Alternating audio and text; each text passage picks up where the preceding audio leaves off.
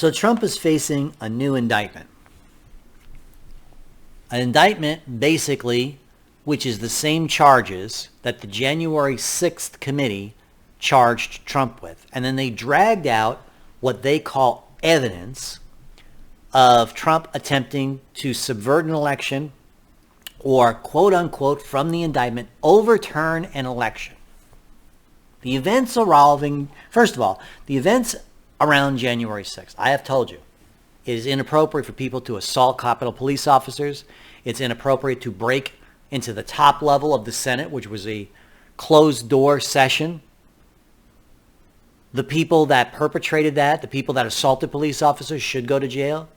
Whether the length of that term or whatnot, that's a different matter and a discussion for a different day, whether it was an appropriate sentence or whatnot. Some of them are going to jail for years. But there were a lot of people that were basically charged for wandering through the building, being on federal grounds when they were told to leave. That's not true.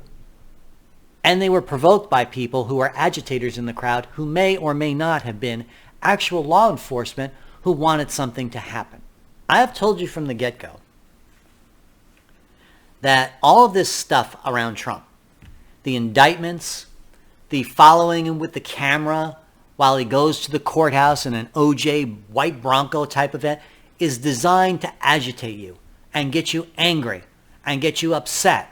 They are trying to provoke the right into doing something foolish, like another January 6th event or some other violent confrontation between left and right. There's a reason why right-wing supporters come out for Trump to the courthouse, and at the same time, left-wing agitators are arriving at the same place at the same location at the same time. They announce these things that when he's coming, they follow him with the camera on helicopters, and then they get people together who don't like each other in hopes that there'll be something violent happen, which will give them an excuse to crack down and become another police state, which it already is. You can't walk across the street without the possibility of breaking the law now. So this is what is around Trump. This is not actually involving him. But this is what they're doing. And you need to be smart enough and be aware of why. Because they are desperately afraid of Trump. They're afraid of a lame duck president who has now been exposed to wrongful prosecution a number of times, which indictments have been tried and he's been found not guilty of. One count that he was found guilty of, sexual harassment of a woman, was because they changed the law to make it possible to convict him. He has been wrongfully prosecuted all along this way. January 6th was proof of that. They have provided no evidence. As a matter of fact, the January 6th Commission said specifically, we can find no criminal wrongdoing of Donald Trump in these events. But they indicted him anyway. And the reason they indicted him, I can tell you for a fact, was 3 weeks ago, Donald Trump was giving a rally and a speech. And he said, when I get in, I'm going to clean up justice. I'm going to find out what's problem. I'm going to find the politicization that's going on. I'm going to root it out. And as Ron DeSantis said, heads will roll. Well, it's not an appropriate comment. But it panicked the Justice Department. It panicked the Attorney General. And this is why we're having it. The charges, when you read them, are essentially this: that he incited people to a riot, that he challenged an election inappropriately by calling certain people along the food chain of certification, that he was involved in a conspiracy to subvert an election, and in fact, overturn it. January 6th Commission already said there is nothing criminal in saying I got an unfair deal in an election.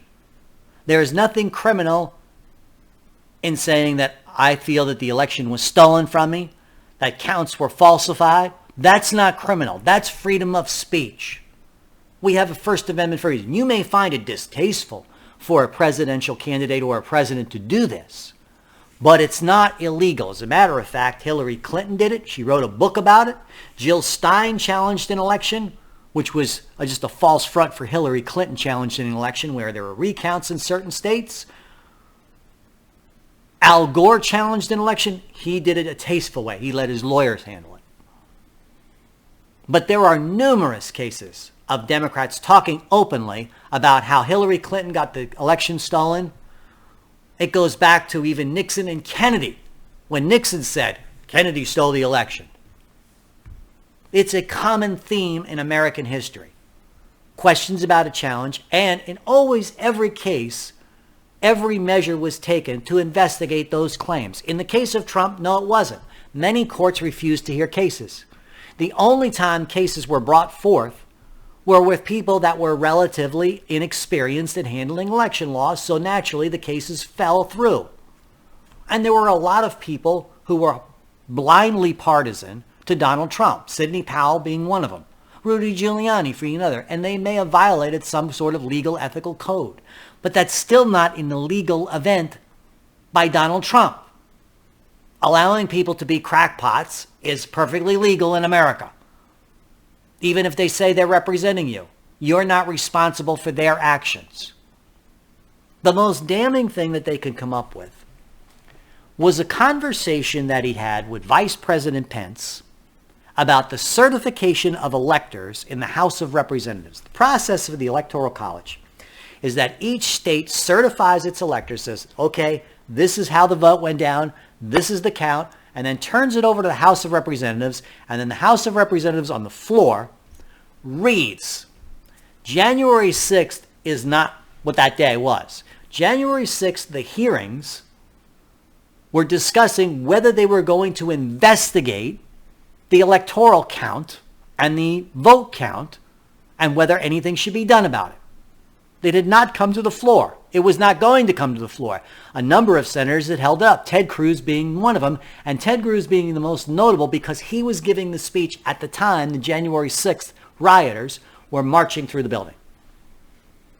There were a number of senators who said, you know, Donald Trump could be right.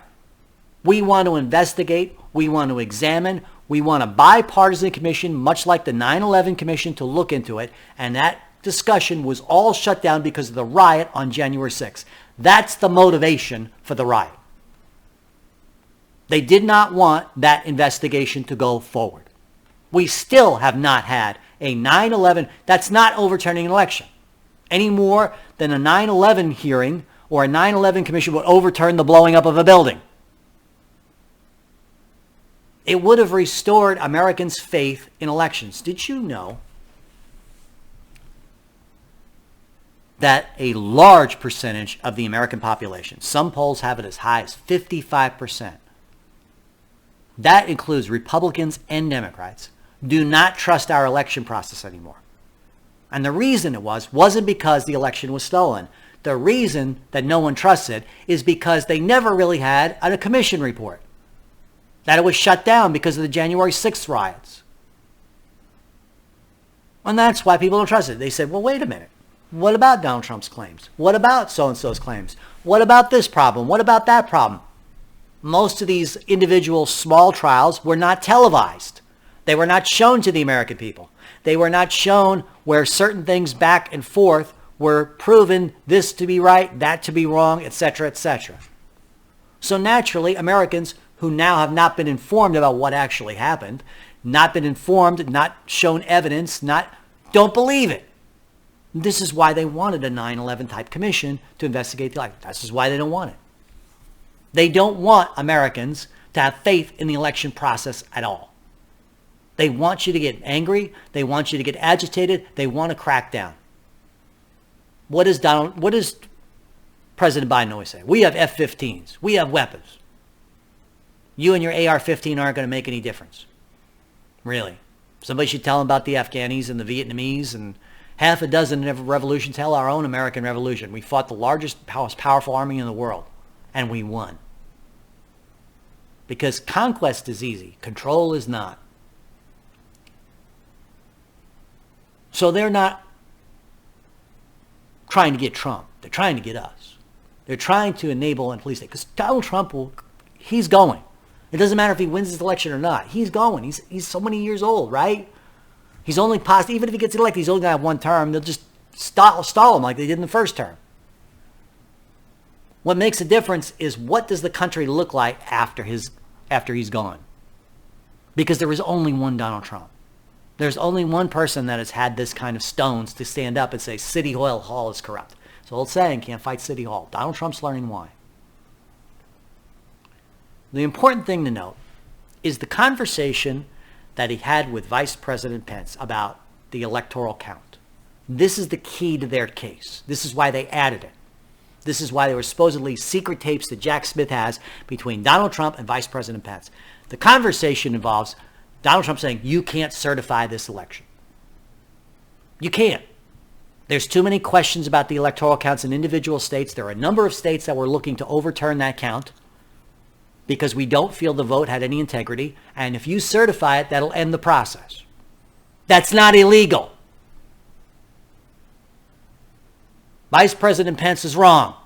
The certification process is not a rubber stamp. It never was intended to be. The reason that the founder fathers, the framers of our Constitution, put it in was so that if there was questions, the vice president could say, hold up. We want to investigate this claim, that claim before I put my stamp of approval. And the reason that a party that was in power was allowed that was to keep the integrity of the elections valid to the American people. If you just rubber stamp a certification and the law passed, which says that a vice president has to certify it, is illegal and unconstitutional and unethical. We have to have a process where the votes are counted in a fair and open manner and examined by the people that are in charge, whether they're in charge of a political party or not. This is what Vice President Pence was told. They said, no, the only way the American people are going to have faith is for you to say, no, I'm not going to certify this until we examine, until we do counts, random checks, investigations of claims. All of that has to happen. It cannot happen in a court of law, which can be politically biased. It has to happen on the floor of the House of Representatives. And this is why the framers put it in the Constitution. So what Donald Trump did was not illegal. And I got news for you. Every lawyer, right and left, has said this indictment has no merit. The case has no strength. Basically because of the freedom of speech. Basically because the Constitution says specifically that the vice president is in charge of certification. This is why Donald Trump knew this and had to contact them. Say, hey, listen. This is why a number of state election commissions were contacted. Hey, listen. There's problems in your state. My campaign people said this happened and that happened. You need to investigate. Nope, sorry, we're going to certify it anyway. This is why no one trusts government. This is not why no one trusts the election. This is why there are claims of election fraud. Because the police state, the establishment, the deep state, whatever the hell you want to call it, is desperately afraid of Donald Trump. Is desperately afraid that you might know the truth, that the election process has been corrupted by the rules passed after 9/11. The rules passed in the Election Act, as I've talked about on this show several times. The changing over to paper ballots, the late night bags of votes. Those all may be legal, but we haven't investigated it. Not on the House floor, where it needs to be, where the American public can say, okay, this explains what we saw. This explains what happened that night. And that might take a process, that might take a couple months. And this is what they don't want. They want a transition of power. Biden won. So they jammed it down the bouts of the American people. He may have indeed gotten $81 million. He may indeed have won. But the American people don't accept it. And that's a problem. That's the real problem. When the Democrats talk about, oh, but he's damaging democracy. When people no longer have faith. No, the accusation doesn't damage democracy, doesn't damage the process, doesn't damage our faith in government. You do. When you shut down dissent, when you indulge in censorship. And I got news for you. This friction is causing problems more for the Republican Party than the Democrats. Another reason why the Democrats are continuing to perpetrate this fraud. Let's talk about that next. We'll be right back.